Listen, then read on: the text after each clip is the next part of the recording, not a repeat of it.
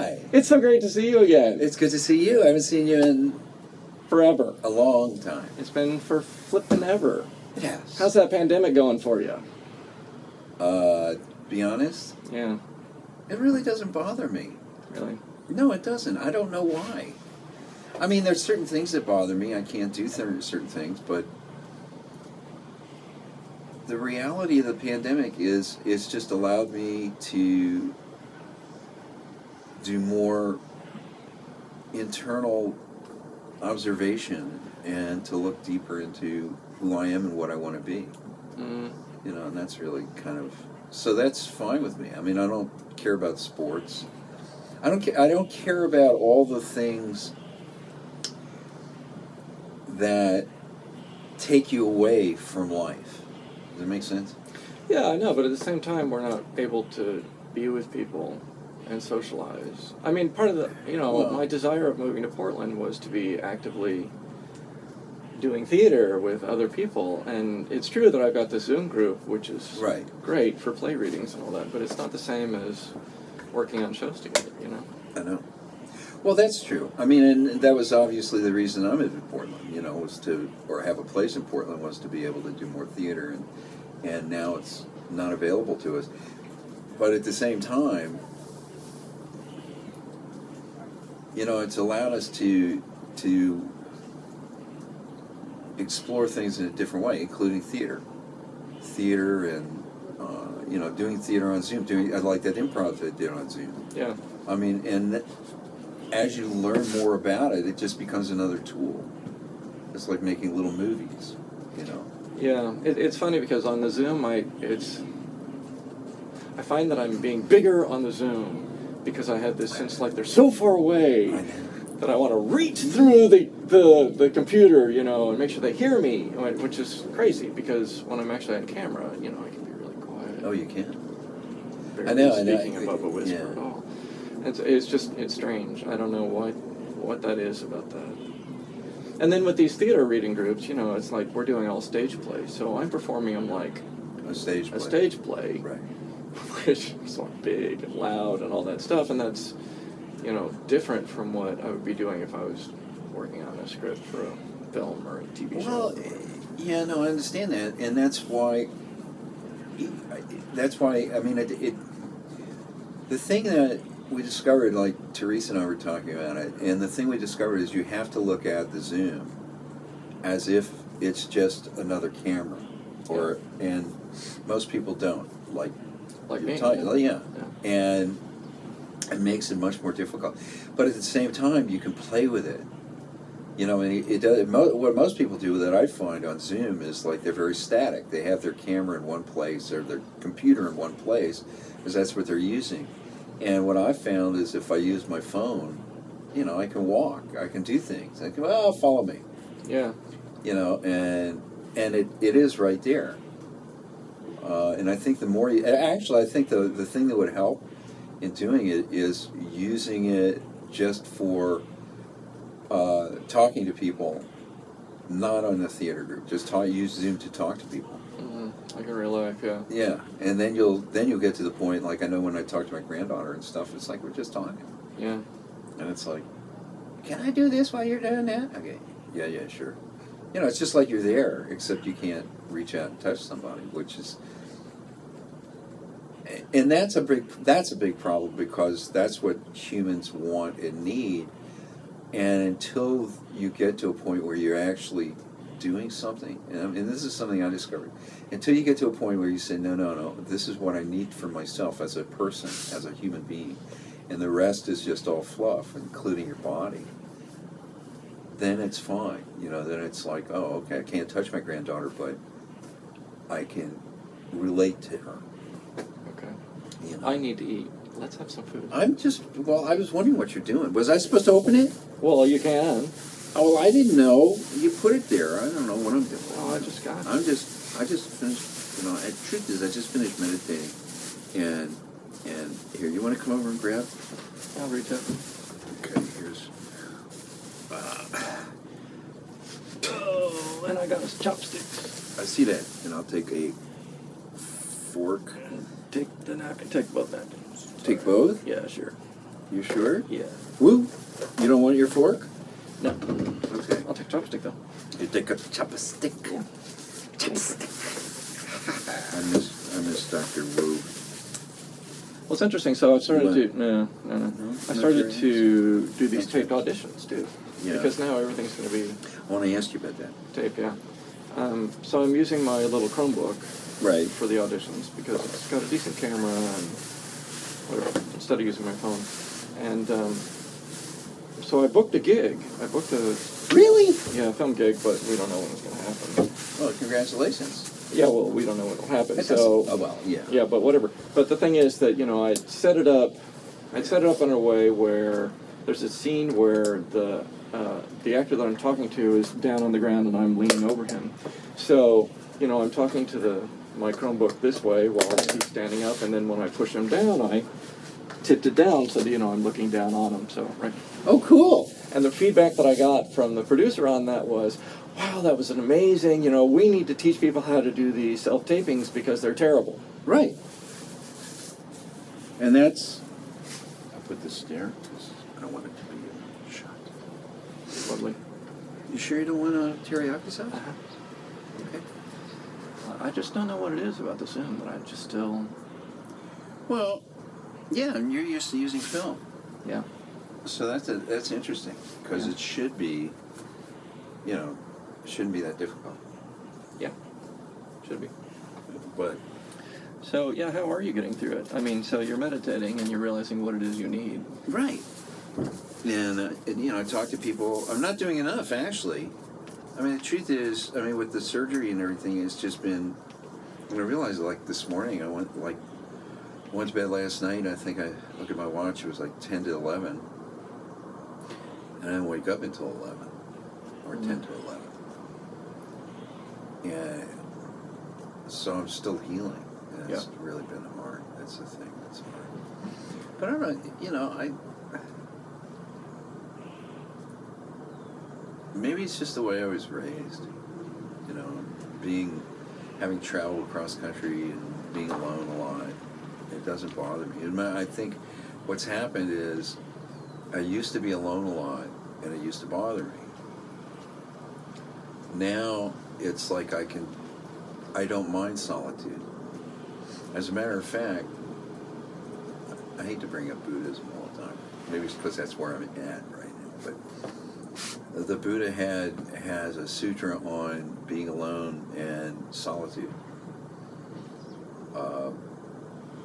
And it really is quite it's actually a very powerful sutra because it brings you to the understanding that it's okay to be alone and you can get a lot out of it as long as you ultimately interact with the world, with what you've learned to bring back to it. So you're not just in solitude, to escape. You're not in solitude to avoid. You're in solitude to bring back something.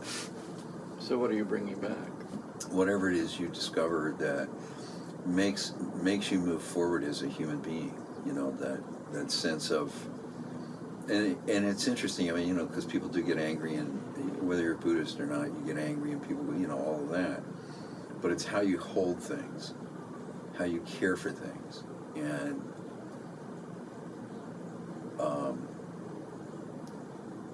it's the ability to move. Its ability to move in and out of emotional states that are actually detrimental much more quickly. And that's what it sort of teaches you, and that's what you get to bring back. And for acting, the beauty of acting is that you can go on stage, play these horrible, horrible characters, and not allow them to affect you as a human being. If I was one of the good fellows on film, I want to come off after I've shot somebody or stabbed them with a pen, come off and pet my cat. Well, you and I both talked about how we can turn it on and off. Right. But it's easier for me to do that when it's film. Because with stage, it's like I'm ramping up for that performance. And then there's the adrenaline still going after I've walked off the stage, from whatever that performance is. Right. And it's not just that. During the course of the run, and the last couple of weeks of the rehearsal, I feel like I'm carrying this extra character with me. It's like I'm carrying two people. It's not just me. Right. So, yeah, I mean, I can immediately step off the stage and revert back to being me to somebody else and, be joking and whatever, but still at the same time, I'm still carrying that other character that's still there. Well, I think I told you the story. Maybe I did. But I was doing the Greeks, which is a very long play. Mm-mm. And I was playing Priam, Hector's dad.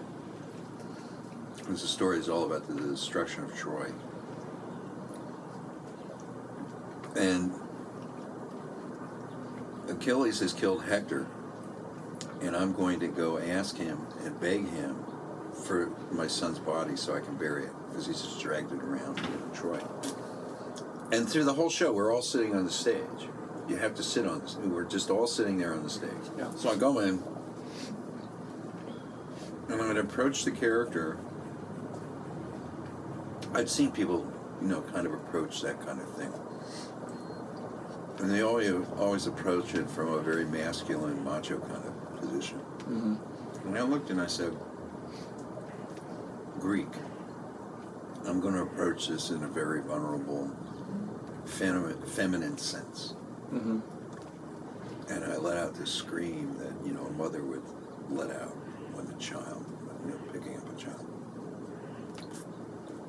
And then I did my scene and I sat down. And afterwards, let's see, who came over? So Joa came over, E.T. White came over, because they're there. And they look at me and they go, my God, what were you doing? What were you thinking? And I looked back and I said, well, it's a hot day and I have to do my laundry.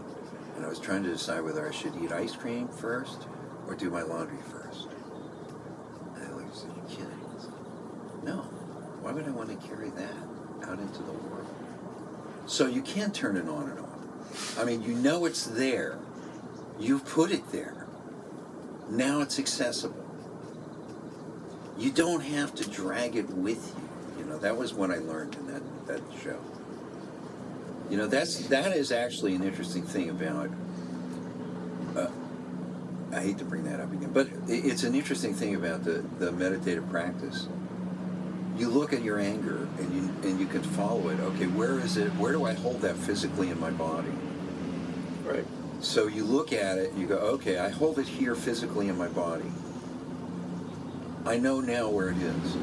So if I need it on stage, I can go to that place and bring it out immediately, because it's there. I mean, your anger is always there. Whatever you are, your anger, your sadness, you carry that with you, and you know exactly where it is. Well, now it's like, I mean, it really is. It's like a computer program. Your brain is like a computer program, and your mind can go in and search that brain for anything it needs at any one time, and you just grab it and use it. And that's something. Unfortunately, American theater has become, the method. All the method teachers that are there, like an actor's studio, what have you, it's like, or even, the door exercise where you have to come in and out of a door. They give you an emotion to come in and out of a door. Mm. Well, why don't you have that in you? Why don't you be able to make that accessible to yourself? And then come in the door with whatever you need. Or actually, even better, you have an emotion coming to the door, now you open the door and whatever's going on the other side affects you. Yeah. But most people don't have that. They don't have that ability because most people are not here in the here and now. They're here. They have made up the past, or they're looking to the future. It's it's like what I talk about when I'm always saying, Lee Strasberg, when I'm always saying, like, people end drop. Mm-hmm. Well, that's because they know the future, but you don't know the future in real life. A bomb could go off right now. We're sitting here talking on the porch. Bomb could go off. which would be a bummer because then I couldn't eat my lunch. Yeah. I'd like to live, at least till this evening. You know. Yeah, I mean, that's my first choice. of course. But we don't know. No. And that's the excitement of it all. Really. It's interesting. So I hear you talk about end dropping all the time.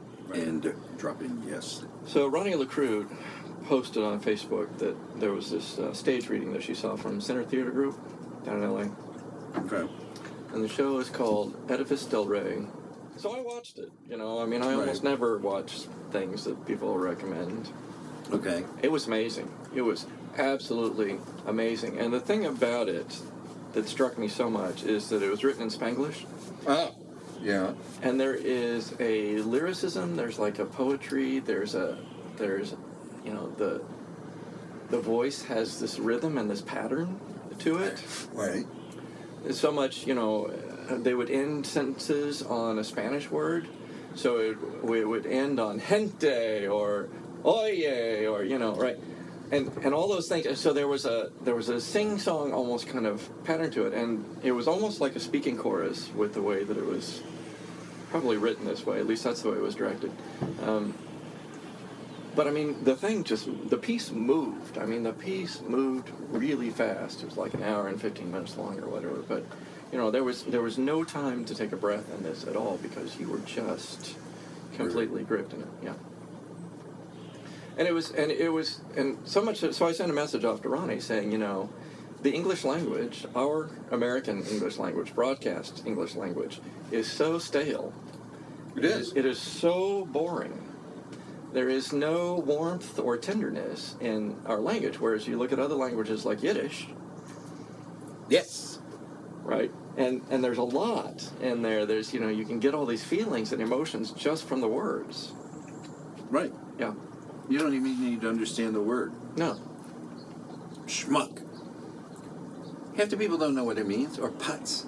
But you get the intent. Right. Right. I know.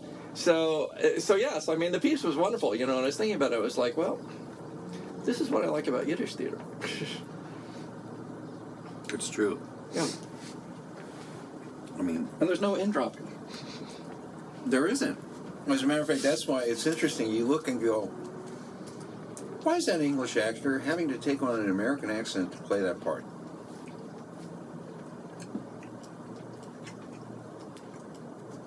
So, because they're trained how to use language. Yeah. I was watching Star Wars, the Star Wars Episode 4, you know, the very first of those movies, right? And listening to the actors that are British, and they're rolling their R's, and, you know, and I was like, hey, there's something, Americans really, really have this admiration for people with a British, with a proper British accent. Right. Right. And yet we don't replicate it ourselves. Nope. We don't replicate anything about it. I mean, everything, I sit there, like I was watching, what was it? To Russia with Love, or From Russia with Love. Mm-hmm. Sean Connery. English actors, they don't shave their chest. You know, they speak proper English. They don't end drop. It's wonderful. Yeah. I sit there. Yeah, I mean, I sit there and I go, if an American actor played that, it'd be down, have his chest shaved, everything. It's like, they're not human. Yeah. I mean, we watched, it's funny, Sal, when we were talking the other day, he says, did you see Queen's Gambit? And I went, yeah, I watched it twice. Why? He said, well, I've seen all through episode 6. I said, oh, there's only one more to watch. No, really? I said, yeah. He says, isn't it amazing? Both of the actors that are starring in are English. Not really. They have all these foreign actors playing all these American roles because they don't, I mean, they seriously know how to use language. And that's the thing. People go into, I want to become an actor. Okay, great. And they want to use their emotions. Well, no. Language is the reflection of your emotions. And if you don't know how to use the language properly, how are you going to use your emotions? You can't. So you look at television, it's like, I've been watching this for an hour, it seems like 3. Yeah.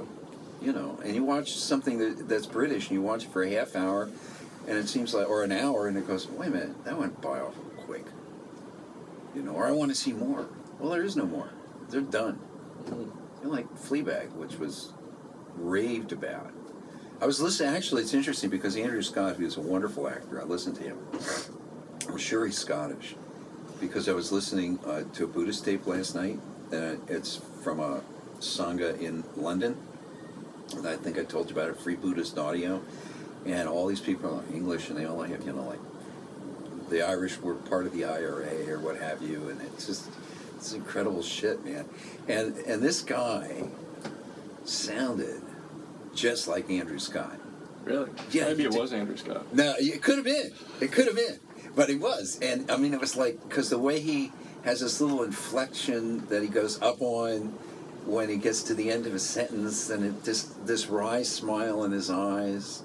And that's all reflected in his language, which is why he's so great to watch. Because it's like he's just present. He's in the here and now.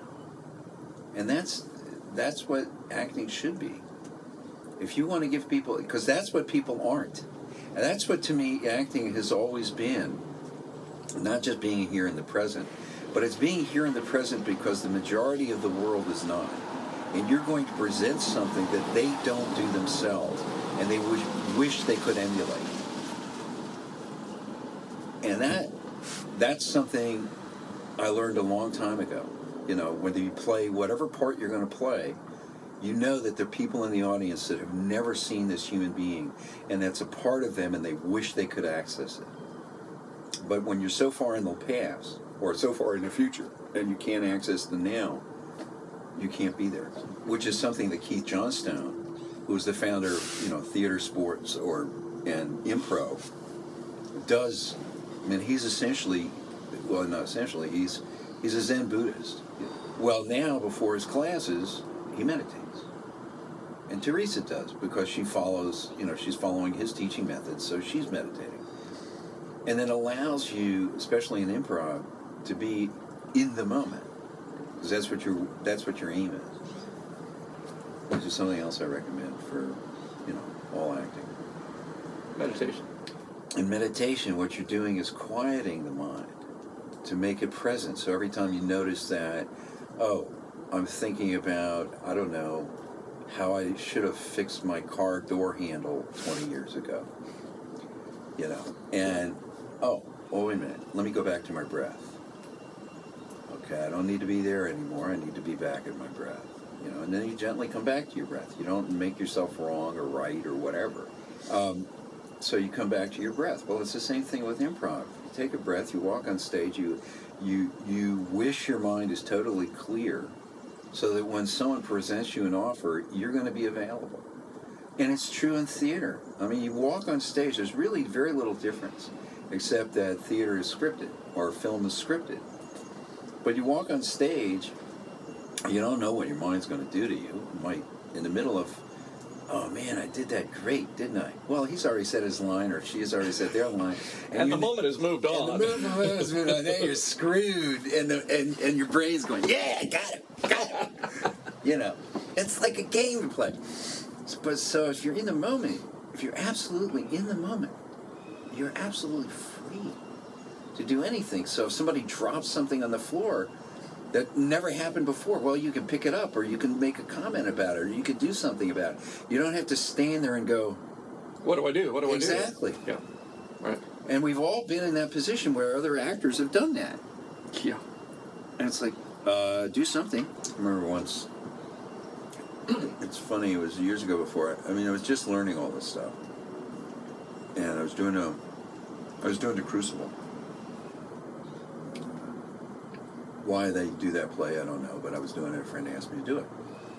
It was a gig. Whoopee. Some gigs aren't worth doing. But anyway, I was there, and this guy comes over to me and he goes, Jonas, every night when I come on to do my scene with you, it's like you're inconsistent. You're never the same. Really? Yeah. I said, well, you know, you're never going to find me consistent. I will never be consistent. You need to adapt to that. I am not going to be consistent. And he just looked at me and got upset and walked on. But if you read Shirtleff's book, you know, on audition, there's a chapter on consistency, which I read. When I read it, I mean, it was like, I memorized the whole chapter. That's how important this chapter was to me. And you go to Shirtleff's chapter, it's chapter 7. You go to chapter 7 on consistency. He says, consistency, the death of the actor.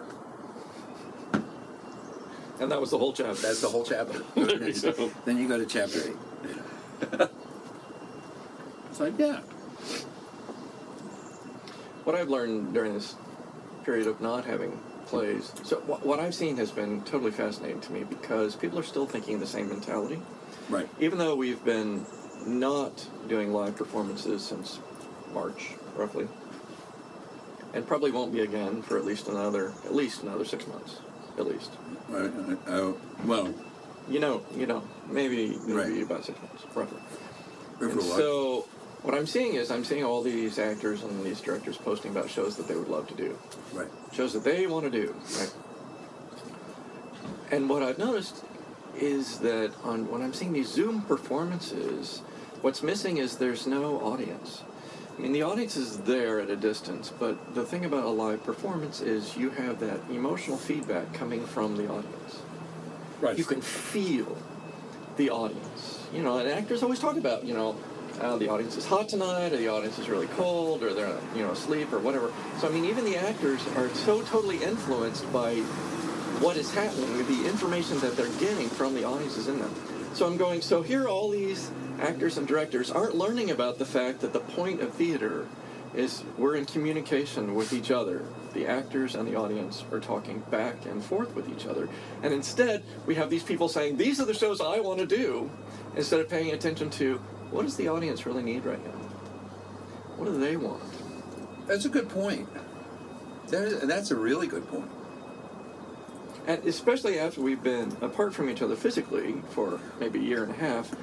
And so people are talking about doing these shows that are murder, mystery, or, you know, heavy drama, and I'm going, people are desperately needing plays about community and about survival and about, you know, hopeful futures and all that stuff. That's what they're needing. Well, actually, it's interesting you bring that up, because when you think about it, the time before this that is most like this is the 1920s and 30s. And if you look at the plays that were done then, and you look at the movies that were made then, there was a lot of escapism, and there were a lot of large, I mean, Busby Berkeley, dance things, Mickey Rooney, let's rent a barn. Screwball comedies, the Marx Brothers, all of those things. That's when they all became popular. Right. And those things could still be done. A lot of Walter Matthau stuff. And Jack Lemmon. Yeah. You know, stuff like that. Even the 50s it's interesting, even during the 50s when there were the recessions and people were really suffering, and we didn't even know it. Most of the world didn't know it. You know, and then they're making movies like Some Like It Hot. You know, which is still looked at as like, wow, what a movie! Mm-hmm. Well, it's another screwball comedy. It was a screwball comedy. Yeah. That's what it was. That's all it was. Yeah, that's right. There are a lot of people that are suffering alone in a home. Oh, a lot. A lot. I mean, a huge. And it's not just suffering alone, it's days are blending together. Right. Because there's not the variety of going out and seeing and doing things. Even if you're working from home, you're still at home. Your scenery's not changed. So you could gear different shows for different people, and do something that had a meaning, other than just, hey, let's do a play. You know. Well, see, that's what I'm saying is, Yeah, and it's funny too because in the independent film world, we're all struggling because we're not finding audiences for our movies. Right. Although they continue making a lot of horror films, so horror films have kind of this built-in audience because there's people who want to see specifically that, and the vast majority of the horror films are really bad, and people want to see that even. I mean, it's this joke becomes like a joke. Right. Like Scary Movie. Yeah. But even so, the tricky part, the reason why I complain about not having audiences, and theaters complain about how they can't fill their houses that used to before we were banned, it's because the audience didn't want to see it. Yeah. That's true. I mean, And that is a really painful thing to swallow if you're the one creating it. I mean, that's a really painful pill. It is. I agree. I don't disagree. As an example, the movie that I just made with you, right? The critics hate that movie. Fuck them. Well, I don't know if the audiences are going to like it or not. So far, the audience response has been good, but I mean, the point being that I made that movie because I wanted to say what the movie says. Right. But that's not to say that the audience wants to hear that. Well, that's a different issue. Those are two. But I mean, that's the risk of you make film knowing that you're going to put it out there and maybe the audience will hear it and maybe they won't. If you're doing theater is about community and about being together and finding out that you're not alone. Really and truly. That is true. It's the intimacy that theater creates, and film does not create that intimacy. Film does not. Film is about messaging and broadcasting. Right. Doesn't matter what the audience is responding to as the movie's rolling, really. It's true. Right. Because it's not going to impact the performance later on. I mean, it's interesting when you think about it. I mean, Fleabag, which was a very successful TV show, yeah, it was successful because she would break the fourth wall and talk to the audience. And what made George Burns and Gracie Allen successful? Everybody waited to the end when he started talking to the audience. Do you remember that? I don't know if you remember. I never saw their show. Oh, yeah, I know. I remember them, but I don't remember older. their show. But I mean, they would go through whatever screwball thing that she created. She's a brilliant comedian. Man, she's fucking, wow. And then he would then get to, he'd be sitting there smoking the cigar, for the last 2 or 3 minutes of the show, and he would talk, well, blah, blah, blah, blah, and he would just talk about what just happened. And that's what you waited for. That really is what gripped people. I mean, people sat around their television set, which was about yay big, it's 15, if you had a 16-inch set, you were doing good. And they would sit there to watch George Burns just talk. And he related to you. And that's what, Fleabag did. She related to the audience, and that's what you waited for. Oh, she's going to break the fourth wall. When is she going to break the fourth wall? Oh, she broke the fourth wall. And then Andrew Scott on the last one looks and says, who are you talking to? Why can't we do that? Why are we not, doing shows for people where we break the fourth wall, specifically for them? I mean, that's who the audience should be. The people that want to see you. Mm-hmm. you One of the movies that I've been watching a lot has been What's Up, Doc? Oh, yeah. Barbara Streisand, Ryan O'Neal. Oh, yeah. Screwball comedy. And I saw the interview, the director did an interview during the, publicity campaign of it. And he's like, there is no political message in this. There's nothing socially redeeming about this at all. This is just a fun movie. That's the whole point. Yes. It's just to have fun. Right. And there are 2 times where Ryan O'Neal turns to camera and directly addresses the camera for what's going on. You start thinking about movies that do that, like Little Big Man. Dustin Hoffman does that. Oh, really? Yeah. But that's also early 70s. Early 70s, yeah. Yeah. Yeah. And he does that. I mean, he's talking about, to the audience, well, I went through this experience, I went through that experience, and then you see it. Films like that are I mean, they're just incredible. I mean, Mel Brooks does that a lot. Mel Brooks does that. I mean, even if you think he's not talking to you, he's talking to you. Especially when Mel Brooks himself is the one on camera. That's right. And he'll sit blah, blah, blah, blah. Yeah. They make you, they include you in the film. And that's one of the things Yiddish theater, you talk about Yiddish theater, that's what Yiddish theater did. And that's where a lot of these people learn stuff. I mean, you think about it, the time. They include you in the show. I mean, that's what I said. You didn't get to see it, but when Indecent, the difference between the professional, the quote professional show, and the show that I helped at PSU, they were doing it like the professional show, and I said, no, that's not how Yiddish theater works. Yiddish theater breaks the fourth wall very often. I mean, you'll have the audience screaming out where the murderer is, or screaming out something, and the person will answer them. So when you're giving a big speech in Yiddish theater, you're talking to the audience, and the same is true of Shakespeare. I mean, Hamlet's soliloquy is not off in the clouds somewhere. No, he's taking it, and if you look at, it's interesting because if you look at the Globe Theater production. Right, she was right down next to the audience. She Exactly. was literally 2 feet from the face of the people she was talking Exactly. to. Yeah, I know. Exactly. During the soliloquy, yeah. Yeah. Right, and she was literally just talking to them in a conversation. Exactly. And that worked. Brilliantly. I mean, and that's the way it should be done. Mm-hmm. And that's the way, that's the way theater should be done. You include your audience. Mm-hmm. I mean, I don't know if you read, who did I say? Oh, Cave Dwellers. Cave Dwellers, the players walk through the audience. Mm-hmm. They play in the audience. Mm-hmm. I did a reading of that with my little Zoom theater group. Oh, did you? Yeah. How was it? I found a copy of it. I haven't read it in like 40, 50 some odd years, 60 years. Well, the play has not withstood the test of time very well. Probably not. Because it's steeped in the culture of The 1930s. 1950s. 40s, 50s, yeah. Yeah. So much of our culture has changed. Right. And it was interesting to listen to the other actors talking about it after we've read it. And their response was that it sounded very preachy to them. And I didn't get that when I was reading the script. I was like, this is just wise people talking about life and philosophy. It wasn't preaching. It was, getting into the meat and heart and soul of what was going on.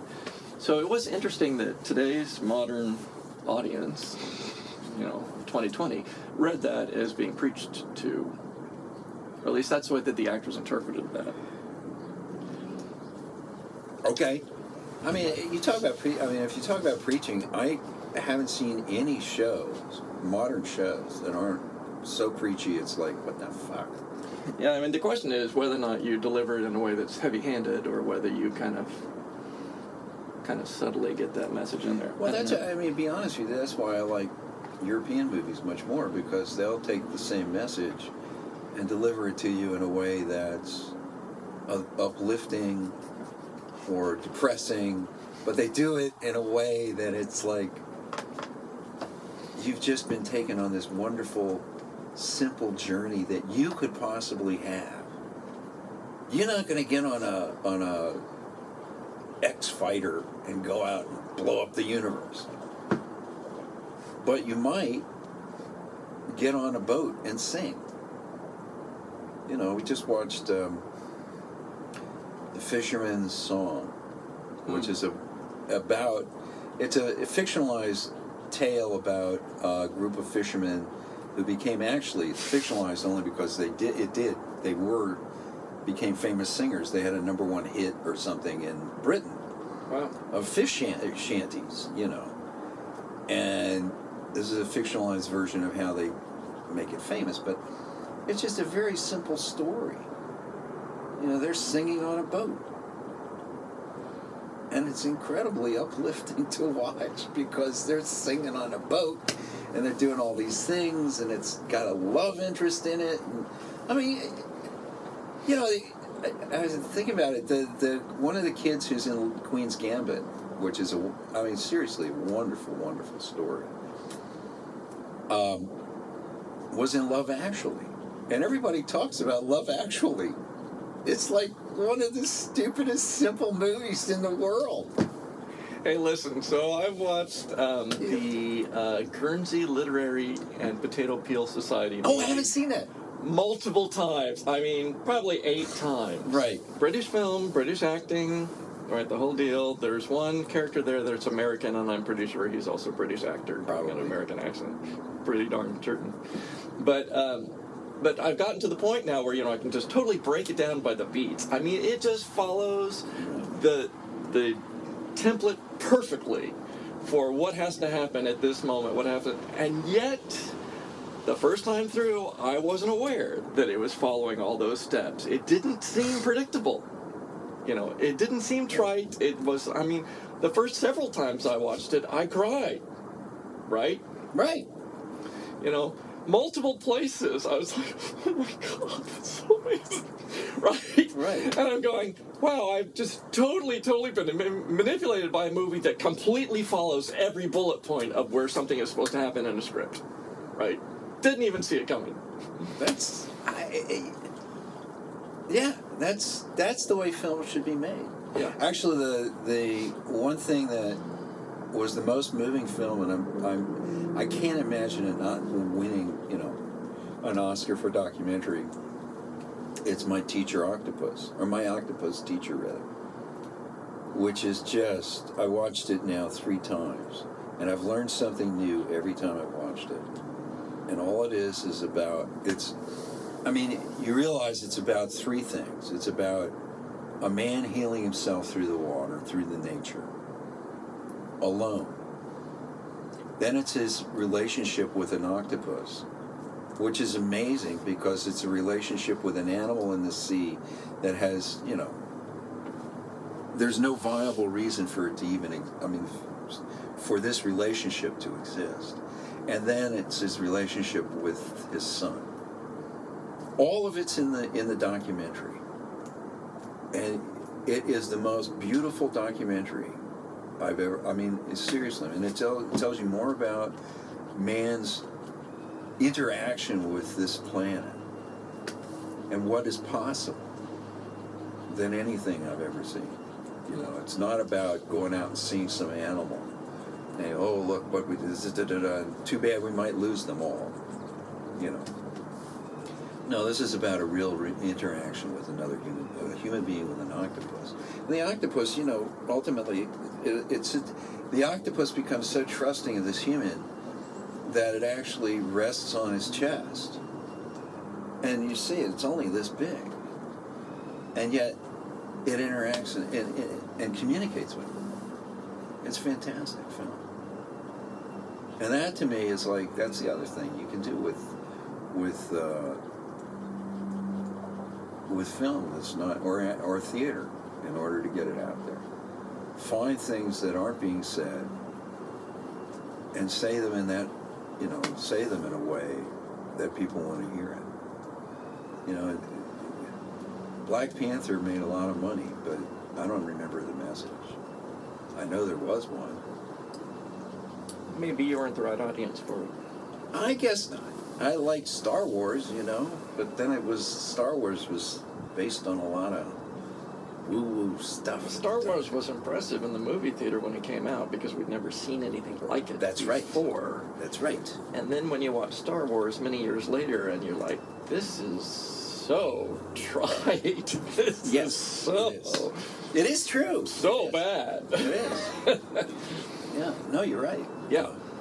But people still love Star Wars. They do. May the Force be with you. Absolutely. Well, that's a hopeful message. Well, it is, and people it's interesting that people look for a message outside of themselves. And the truth is there is a message within you that you can access. That's the other thing. People don't believe that this is something I believe fervently, that people don't believe they can access what they have. And it's there for everybody. It's not something that's alien. It is something that is available to every human being, is to have that. It's like somebody, I wrote it down. I think I told you. Pain is inevitable. suffering is optional. When you begin to realize all these things, theater becomes much more, it becomes easier to perform. It becomes easier to, all the things that we talk about in theater, they become easier because you are accessing all these things that you know you have. You know, and all the acting school, a good acting school is only going to show you how to get there. I mean, all of the people that I went to school with, you know, it includes some very well-known people, including someone in Black Panther. We all talked about this one teacher, Joa. And Joa, the first day in class, all he did was put a chair up. I told you this, right? Mm-hmm. Just put a chair up, and then he would have everybody go up and sit down individually and just be. But see, that was the problem that I had when I started out when I was 16. Right. Because I'd had all this theater training, and theater training when you're in high school is you're learning how to play the part, supposedly, of somebody who's like 40 years old. Right. You know, and you're 16 years old. Right. You know, like it's musical, and you're dancing, and all this buzz, right? But then, when you turn around and you're doing auditions for on-camera stuff, and you're just supposed to just be you, and the most terrifying thing that people were saying to me was, just be you. Well, I didn't know who I was. Right. I mean, I had no idea. I was like, no, give me the role, give me the lines. What do you want me to be? Right. Was the whole deal. And I carried that with me for years and years and years. And it wasn't until I was in my early 40s, mid-40s, and I was in New York where finally I was like, you know what, fuck it. I'm just going to be Paul Bright, and they either want me or they don't. But that's all you can do, ultimately. But it took all that time to get to that point of, I'm just going to go in there and I'm going to be Paul Bright. Right. You know, and in high school theater is probably not generally the best theater education in the world, generally, necessarily. But you went to Hollywood. It used to be good. I did go to Hollywood, and there were I know, we both went to Hollywood High. I know. Of course, the guy that I think all my teachers are gone by the time you got there. They all went to New York. Well, anyway, but I mean, the deal of it is that, you know, a lot of high school theater is training you to become like that character or to play that character, not to just be you. Be you.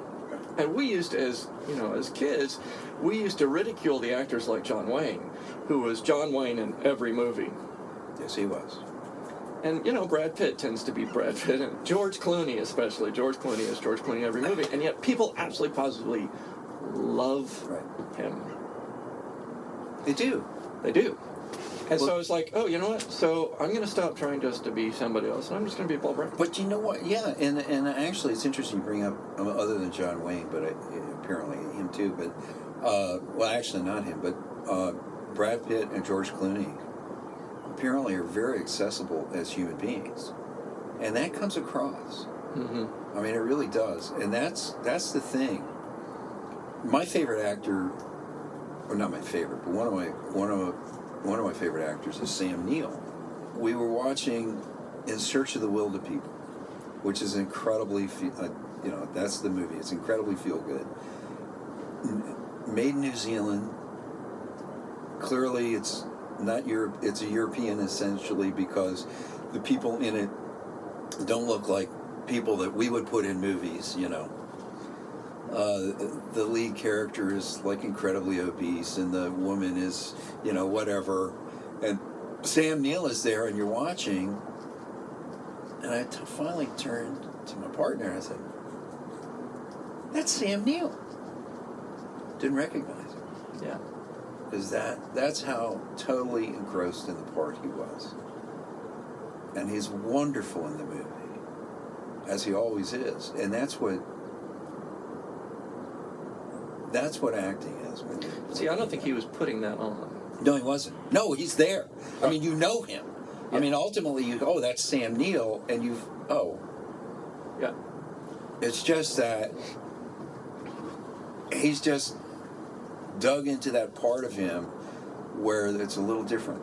And it's like what Jeff Corey said years and years, well, he said it in the book, 80% of any character is you.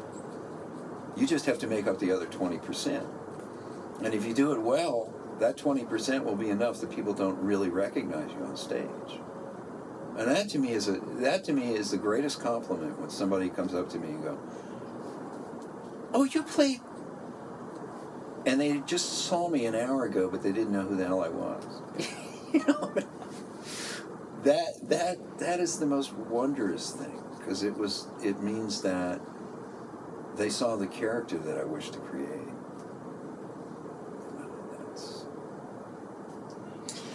Well, I'm going to go.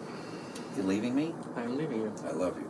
I love you too. It's so nice to see you. I haven't seen you in a long time. It's hard to believe. I did September 8th, and I went down. Did I come back after my tooth was out? No, I didn't, because I was going to have to do all that other stuff for the surgery. Right. It's been a long time. It's been since July. I haven't been out.